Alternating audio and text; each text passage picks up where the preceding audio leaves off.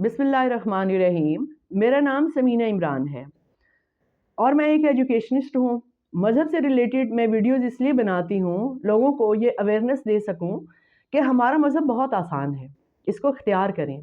मैंने अपनी पिछली वीडियोज़ में आपको बताया था कि तहज्जुद की जो नमाज है वो मखसूस नहीं है कि आप ज़रूर सोएं फिर रात को जागें और फिर इबादत करें, ऐसा कुछ नहीं है। आज की इस वीडियो में मैं आपको ये बताना चाहती हूँ कि तहज्जुद की नमाज के बाद जो आप दुआ मांगते हैं उसकी कबूलियत की क्या अहमियत है और जिन लोगों की दुआ कबूल नहीं हो रही उसकी क्या वजह है।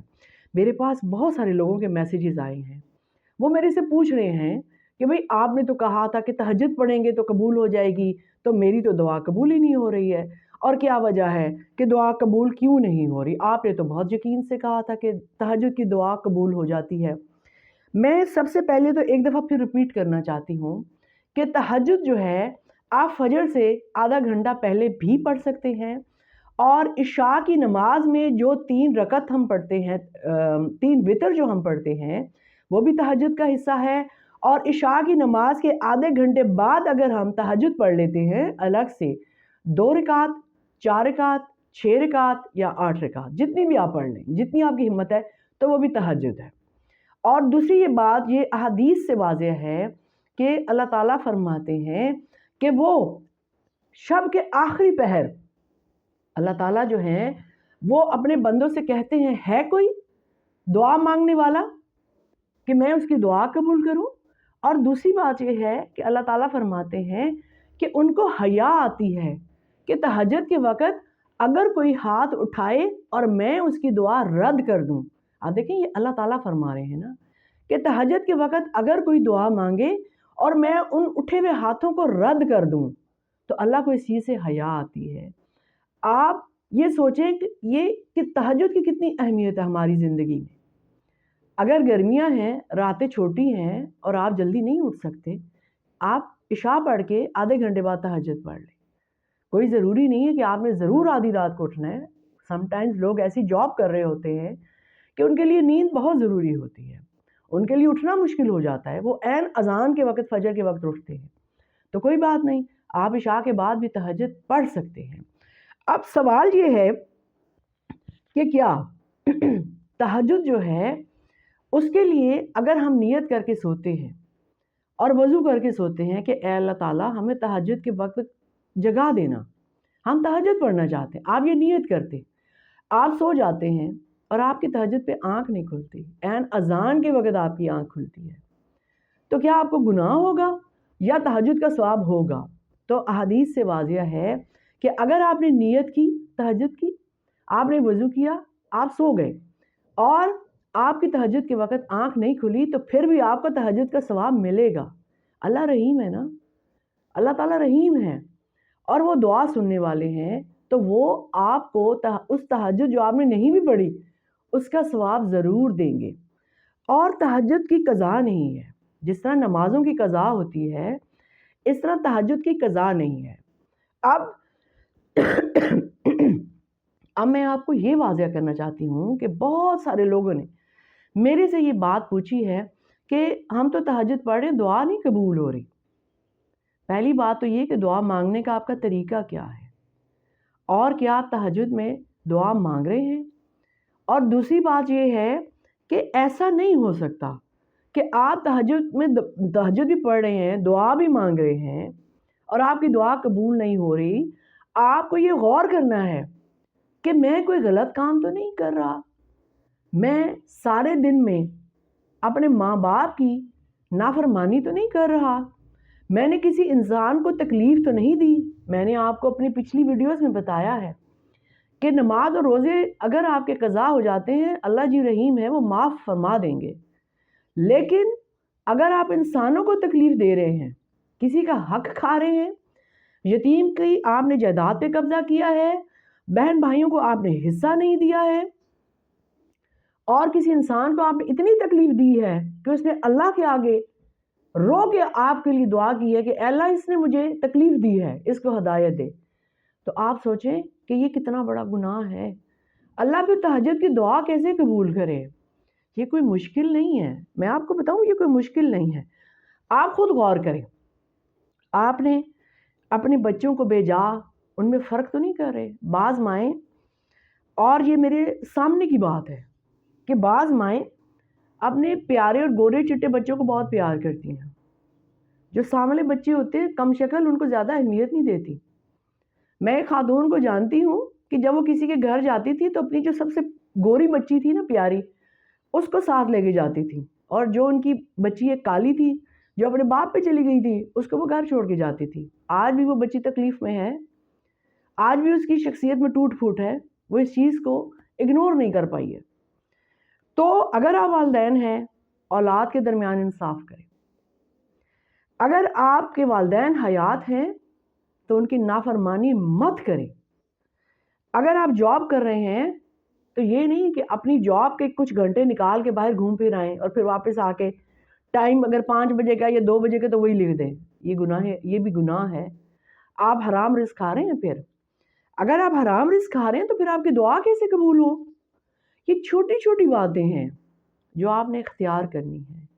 5 وقت نماز پڑھنی ہے آپ نے، اور قرآن پڑھیں، تہجد پڑھیں، اور کسی انسان کا حق نہ کھائیں آپ۔ جب آپ کسی انسان کا حق کھا لیتے ہیں، کسی کی بد دعا لے لیتے ہیں، تو آپ کی دعا کیسے قبول ہو؟ آپ کو اس چیز پہ غور کرنا ہے کہ کسی انسان کو تکلیف نہ دیں، دکھ نہ دیں۔ کوئی اگر آپ کے لیے بد دعا کر رہا ہے تو آپ سوچیں آپ کا مقام کیا ہے۔ اس دنیا میں بھی سزا ہے اور اس دنیا میں، آخرت میں بھی سزا ہے۔ میں نے آپ کو پہلے بھی بتایا تھا کہ اگر آپ نے کسی انسان کو تکلیف دی ہے تو اس کی سزا اس دنیا میں بھی ملے گی اور آخرت میں بھی، جب تک کہ وہ انسان آپ کو معاف نہ کر دے، جب تک کہ آپ معافی نہ مانگے اس سے۔ اور اگر معافی نہیں مانگیں گے تو دعا کہاں سے قبول ہوگی آپ کی؟ تو آپ کوشش کریں، ایک تو رات کو سونے سے پہلے یہ دعا کیا کریں، اس کی عادت بنائیں کہ اے اللہ تعالیٰ، جنہوں نے میرا حق کھایا، جنہوں نے مجھے تنگ کیا، میں نے ان کو معاف کیا، میں نے سب کو معاف کیا۔ یہ دعا کر کے سویا کریں۔ اور اس کے علاوہ جو بھی چیزیں آپ کو لگتی ہیں، ہر انسان کو خود پتہ ہوتا ہے کہ اس نے کیا غلط کی ہے۔ جو غلطی آپ سے زندگی میں ہوئی ہے، اس انسان سے بھی معافی مانگے اور اللہ سے بھی معافی مانگے اور اس کا ازالہ کریں۔ آپ صدقہ دیا کریں زیادہ سے زیادہ۔ میں نے آپ کو بتایا تھا روز کا 10 روپے تو آپ ہر بندہ ہی نکال سکتے ہیں۔ اپنے سائڈ ٹیبل پہ، اپنی ٹیبل پہ ایک چھوٹا سا باکس رکھ دیں جس میں روز کا صدقہ 10 روپے یا 20 روپے ڈال دیا کریں۔ باہر کوئی مانگنے والا آتا ہے تاکہ آپ کو پیسے ڈھونڈنے نہ پڑیں، تاکہ آپ کو یہ نہ کہنا پڑے کہ چلو چلو معاف کرو۔ گناہ ہے یہ کہ حق کو بھی دیں اور نا حقدار کو بھی دیں۔ یہ اللہ تعالیٰ کا فرمان ہے، اس لیے کہ جب آپ حقدار نہیں بھی ہوتے تو اللہ آپ کو دے رہا ہوتا ہے۔ تو اس لیے حقدار کو بھی دیں اور نا حقدار کو بھی دیں، اور روز صدقہ نکالا کریں، اللہ سے دعا کیا کریں۔ تو اس دعا میں یقین ہونا چاہیے۔ دیکھیں اللہ تعالیٰ فرماتے ہیں کہ میں آپ کا گمان ہوں، اگر آپ اچھا گمان کریں گے میں اچھا دوں گا، اگر آپ میرے لیے برا گمان کریں گے، مجھے صرف قہار ہی سمجھیں گے تو میں قہر ہی دوں گا نا آپ کو پھر۔ تو آپ اپنے دل میں ہمیشہ یہ سوچیں کہ اللہ رحیم ہے، اللہ مشکل کشا ہے، اور یہ میری دعا قبول ہو جائے گی۔ اس یقین سے دعا مانگے۔ اب دعا مانگنے کا کیا طریقہ ہے؟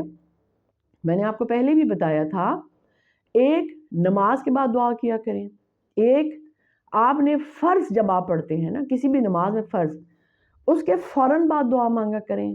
جمعے والے دن میں کوئی ایک لمحہ ایسا ہوتا ہے جو قبولیت کا ہوتا ہے، چاہے وہ جو جمعے کا ٹائم ہے ظہر سے لے کے عصر کے درمیان کا ہے، چاہے عصر سے مغرب کے درمیان کا ہے، اس کے بعد آپ دعا مانگے تو وہ بھی قبولیت ہوتی ہے۔ جتنی نیک راتیں ہیں، لیلۃ القدر کی جتنی طاق راتیں ہیں، ان میں دعائیں قبول ہوتی ہیں۔ لیکن تہجد آپ روز پڑھیں گے تو روز ہی دعا قبول ہوگی۔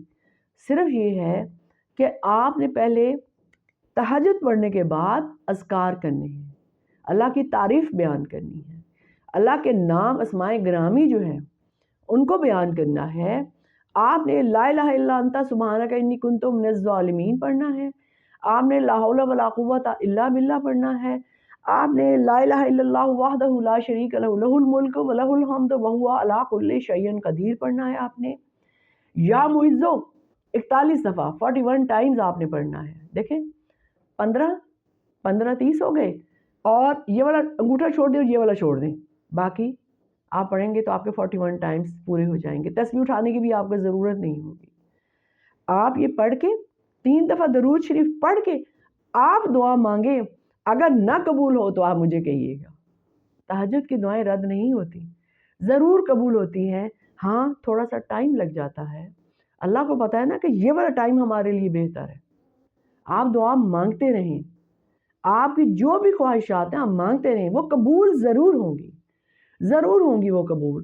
لیکن آپ نے اس کے ساتھ ساتھ اس چیز کا خیال رکھنا ہے کہ جو چھوٹے چھوٹے بڑے بڑے گناہ آپ کر رہے ہیں آپ ان کو چھوڑ دیں. اب ایک بندہ رات کو شراب پی رہا ہے اور صبح اٹھ کے وہ تہجد پڑھ رہا ہے, تو شراب تو حرام ہے نا, کوئی بھی نشہ آپ کریں وہ حرام ہے, تو پھر اس کی دعا کیسے قبول ہوگی؟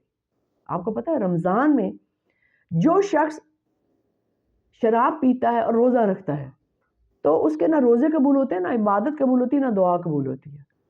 شرابی کی دعا قبول نہیں ہوتی, جو نشہ کرتے ہیں اس کی دعا قبول نہیں ہوتی. یہ بات یاد رکھیں آپ. اب یہ چھوٹے چھوٹے جو گناہ یا بڑے بڑے گناہ جو آپ کر رہے ہیں ان کو آپ چھوڑ دیں, انشاءاللہ آپ کی دعا ضرور قبول ہوگی. میرا اللہ پہ یقین ہے, اور آپ بھی اللہ پر یقین رکھ کے دعا مانگا کریں. بہت بہت شکریہ.